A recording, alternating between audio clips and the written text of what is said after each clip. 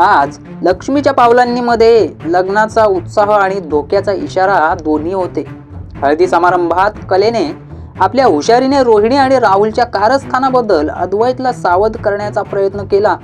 कलेला रोहिणी आणि राहुल काहीतरी मोठे षडयंत्र म्हणजे घराच्या कागदपत्रांवर सही वगैरे करणार आहेत हे माहीत होते, पण ती अद्वैतशी संपर्क साधू शकत नव्हती। अखेरीस संपर्क तिने साधला। तिने उष्टी हळद पाठवताना डब्याच्या झाकणाला एक गुप्त चिठ्ठी चिकटवली। रोहिणीला टेन्शन आले, पण तिची भीती खरी ठरली।